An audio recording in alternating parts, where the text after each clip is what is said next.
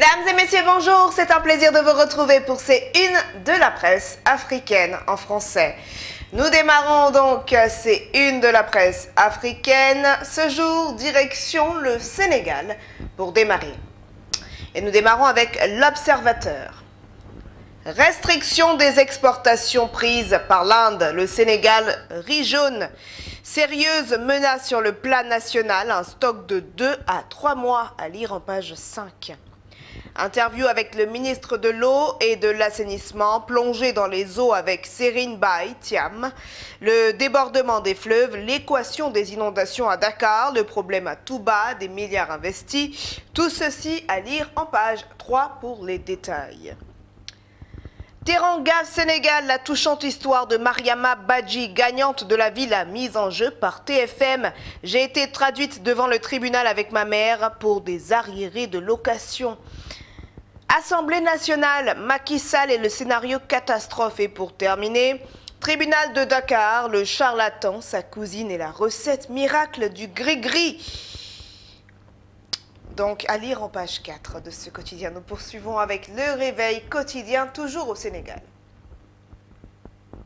En manchette, Ziguinchor, le bloc opératoire de l'hôpital régional encore en panne. À lire en page 2. Au centre, inondation, hausse du loyer et prix des denrées alimentaires. Les Sénégalais abandonnés par Macky, c'est la question que se pose ce quotidien. À lire en page 3.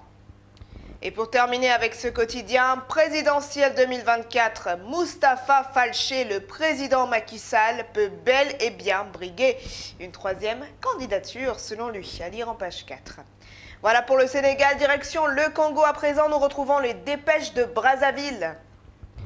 Et lutte contre les érosions, un partenariat pour sécuriser la route de la Corniche à Brazza. Réaménagement des programmes pour la rentrée scolaire 2022-2023 à lire dans ce quotidien. Coopération, le Japon va octroyer 30 milliards de dollars à l'Afrique. Voilà pour Brazzaville, nous poursuivons avec les courriers de Kinshasa, toujours au Congo. Climat des affaires, lancement imminent du baromètre national. À lire donc dans ce quotidien pour plus de détails. La RDC a un sommet donc à Yaoundé. Voilà donc pour ce quotidien. Nous poursuivons avec Cameroun Tribune à présent. Direction le Cameroun. Et nous parlons rentrée scolaire au centre donc de ces unes en toute sécurité. Le ministre délégué à la présidence chargé de la défense, Joseph Betty Assomo, a présidé hier à Yaoundé sur instruction du président de la République une réunion d'évaluation de la situation sécuritaire en prélude à la reprise prévue le 5 septembre prochain. Il est question pour les responsables militaires et sécuritaires de prendre toutes les mesures, notamment dans les régions en crise, pour que tout se déroule sans incident. À lire en page 3 pour les détails. À Douala, un époux, donc disparaît avec le crédit scolaire. À lire en page 20 et 21, voilà.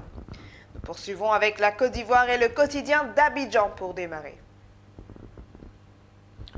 La Côte d'Ivoire, dans le tourbillon de la violence, ce qui s'est passé à Bouna, des confidences pour mettre fin au drame. Réconciliation nationale, ce que Georges Weah recommande aux militants. Prix Houphouët-Boigny pour la paix.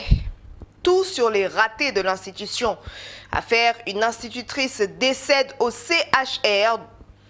Pourquoi un esprit civique s'impose dans le secteur de la santé en Côte d'Ivoire, à retrouver donc dans ce quotidien. Nous poursuivons avec le sursaut, toujours en Côte d'Ivoire.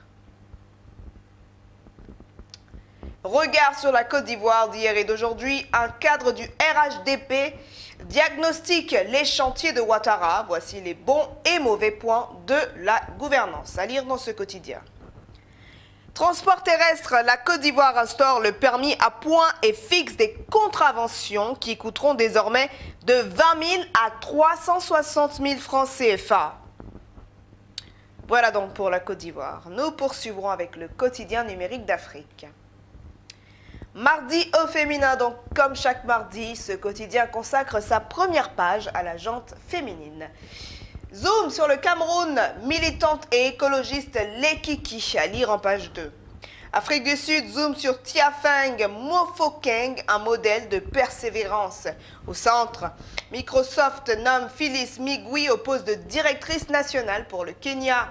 Et Somalie, zoom sur la conceptrice de logiciels Jamila Gordon, des femmes admirables, à lire donc dans ce quotidien. Premier médicament fabriqué en Afrique pour prévenir le paludisme chez les femmes enceintes, donc aussi à lire en page 10. Et au Togo, le président Yassimbe échange avec une émissaire de l'Union africaine, à lire en page 13. Voilà, nous poursuivons ces unes de la presse africaine, mesdames et messieurs, avec le Burkina Faso et le quotidien Sidoya. Concours et examen professionnel 2022, c'est parti pour l'administration des épreuves en ligne. Primature, Albert Ouedraogo évalue la performance des membres de son gouvernement. Conduite de la transition, lui et moi restent solidaires du Burkina Faso. Gouvernement de la transition des députés à l'école des politiques sectorielles. Lutte contre le terrorisme, au moins 30 terroristes tués à l'Est et au Sahel, selon Sidoya.